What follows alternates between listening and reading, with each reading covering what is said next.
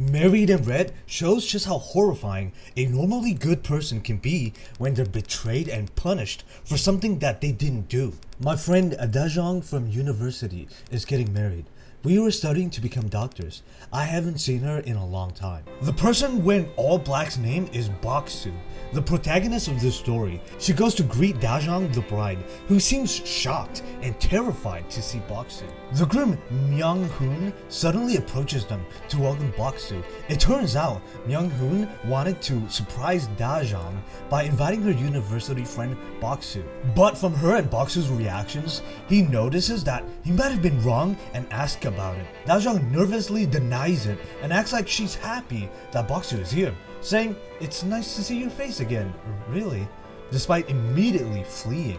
Myung-hoon, still not realizing that he might have just invited his wife's worst nightmare to their wedding, apologizes for this awkward situation and reassures Bok-su that they both appreciate that she came, when that actually couldn't be further from the truth.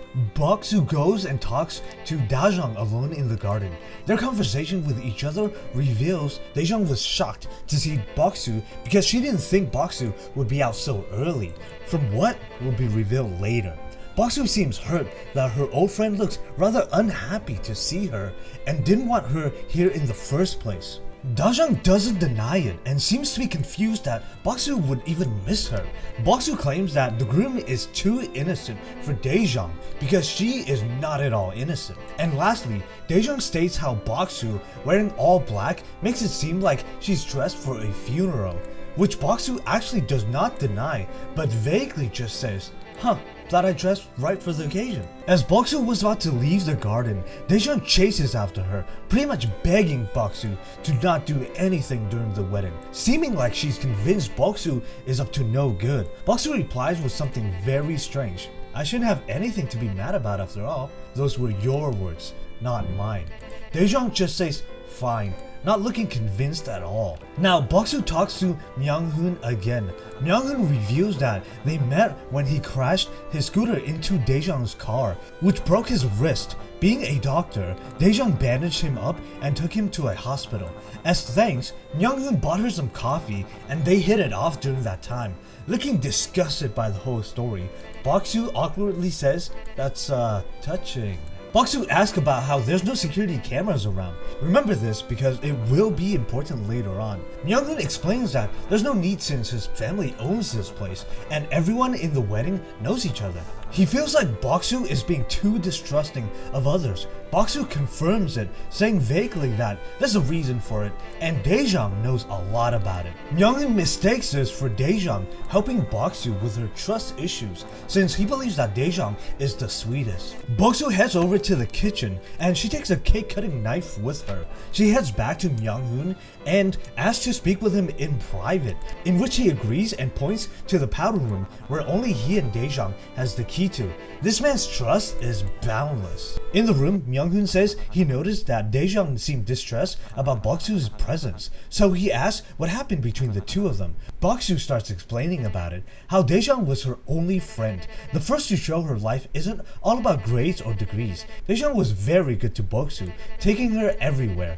Even the night when she had to assist a nearby hospital short on staff. Bok-su gives Myung-hoon a hands-on demonstration of what happened that night by stabbing him in his throat with the cake-cutting knife. And remember, there is no security camera on this property. Myung-hoon, terrified and bleeding, asks, "Why?" Bok-su explains when they were starting to become doctors, she liked to think that they were good friends, which is why when Da-jeong made a huge mistake that she emphasizes had almost no risk of happening as long as she was paying attention. Da-jeong called her good friend for help. Bok-su naturally tries to help her good friend by trying to stop the bleeding, only for people to walk in on them, at which point her so-called good friend pointed at Bok-su and framed her. Everyone believed Da-jeong and started accusing Bok-su of ending the patient's life. She was also fired from the program, and it's not shown, but probably served prison time based on Da-jeong believing that she was out too early. To my dear Da-jeong, who shows not a single hint of atonement. I wonder if you feel that same guilt about marrying him as you did about betraying me. Bok-su goes to lock the door, shoves Myung-hoon's body into the closet, and secures the door shut with a necklace. The necklace will be an important detail later.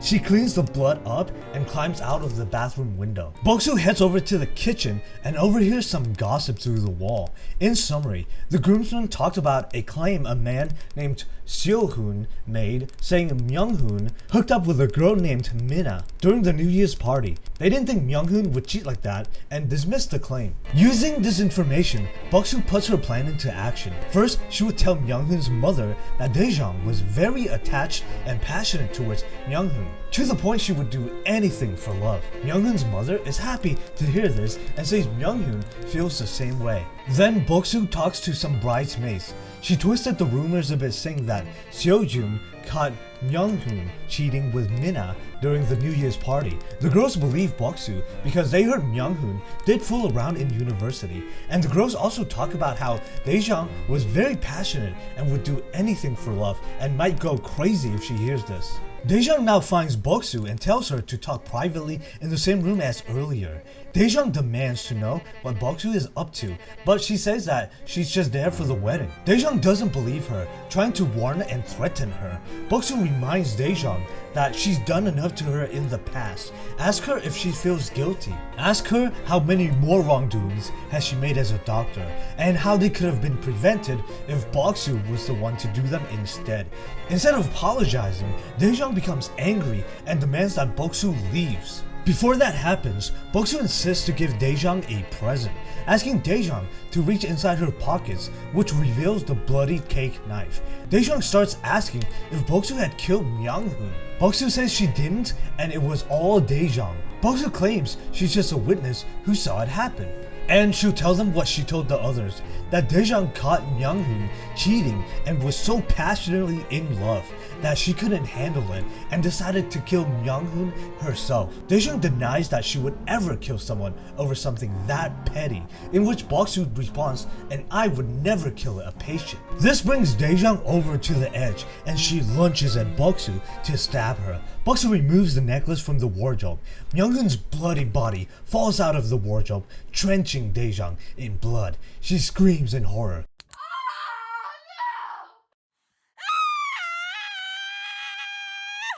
Myung-hoon's mother hears this and bursts into the room.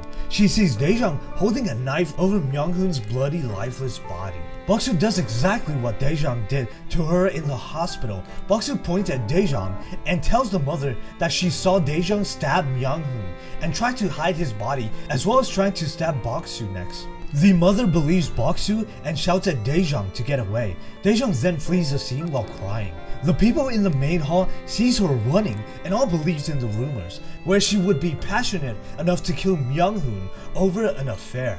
Outside, Da-jeong sits there repeatedly saying, "I didn't do it." And finally, Bok-su walks out and asks Da-jeong, "Do you atone now?" Sweating and having a satisfied grin on her face. And it comes full circle. Her best friend, who framed her for killing a patient, now pays for her crime by being framed for killing her own groom at her own wedding.